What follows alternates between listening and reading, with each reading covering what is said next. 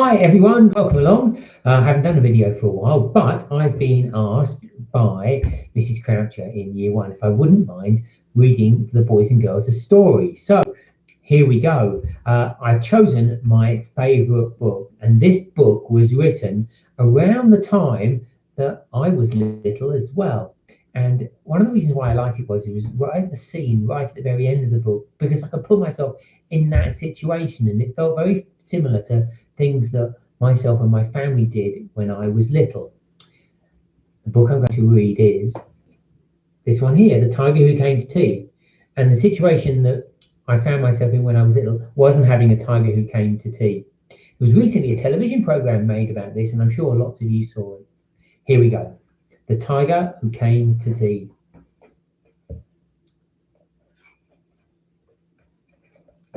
Once, there was a little girl called Sophie, and she was having her tea with her mummy in the kitchen when suddenly there was a ring at the door.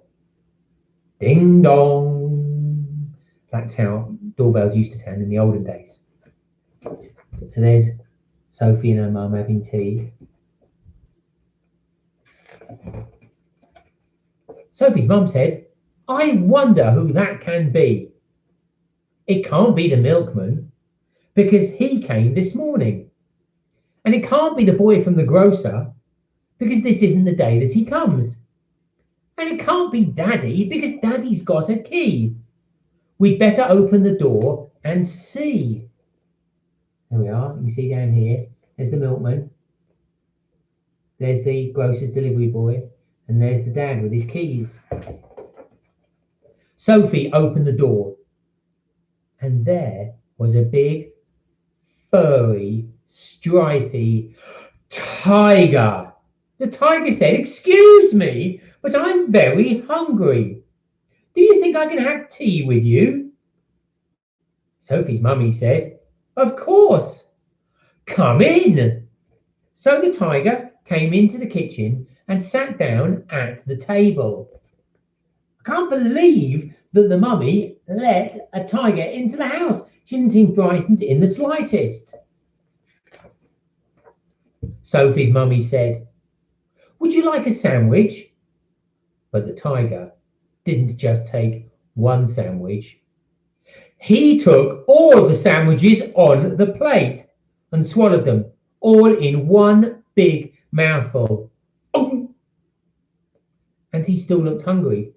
So Sophie passed him the buns. Here we go, look, there's the tiger. He's got all the buns. Is this going to stop or is he going to keep going? But again, the tiger didn't just eat one of the buns. He ate all the buns on the dish. And then he ate all of the biscuits and all of the cake until there was nothing left to eat on the table. So Sophie's mummy said, "Would you like a drink?" And the tiger drank all of the milk from the jug and all of the tea from the teapot. Look at that tiger drinking all the tea out of the teapot. Who drinks tea out of a teapot like that? And then he looked around the kitchen to see what else that he could find.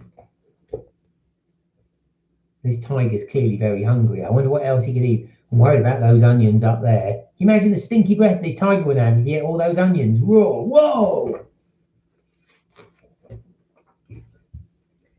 He ate all of the supper that was cooking in the saucepans and all of the food that was in the fridge. Look at all those things in there. Do you think tigers eat lettuce? Maybe this one does because it's so hungry. And all the packets and all of the tins that were in the cupboard. Look at the tiger there, standing up on his hind legs in order to gobble everything up. And he drank all of the milk and all of the orange juice and all of Daddy's beer and all the water in the tap. Goodness me, I don't even know how you could possibly drink all the water that's in a tap, but this tiger did. Sophie doesn't seem to mind. Sophie's giving the tiger's tail a good stroke.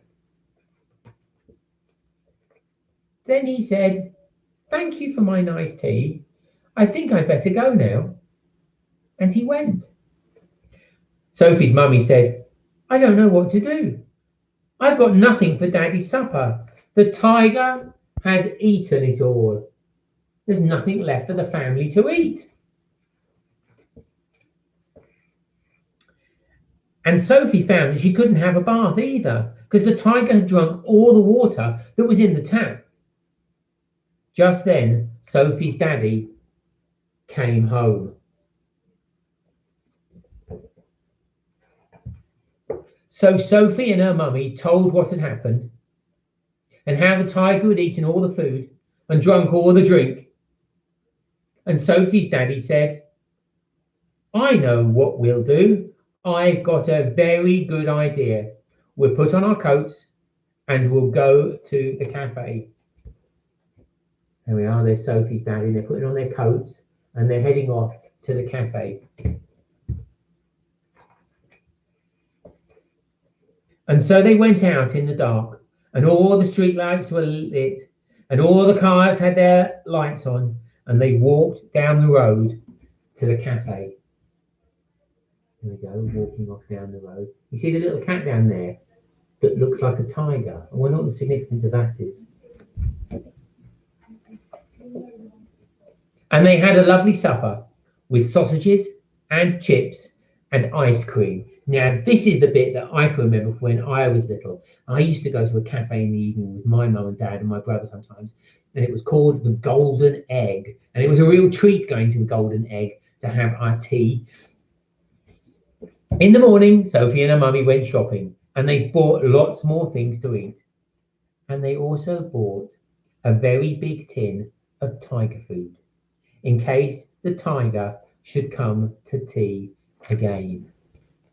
And there's Sophie with a big tin of tiger food. Do you think they do tiger food at Tesco's? I think it's probably more likely the thing you have in the middle aisle at Aldi, to be honest. But the tiger never did. And there's a tiger saying goodbye. Anyway, I really hope you enjoyed the story. It is my favourite book. The book's by an author called Judith Kerr. Actually, this is my joint favourite book. I've got another one that's by Judith Kerr as well. So maybe another time I'll read that to you. Okay, have a great rest of the day, everyone, and I'll see you soon.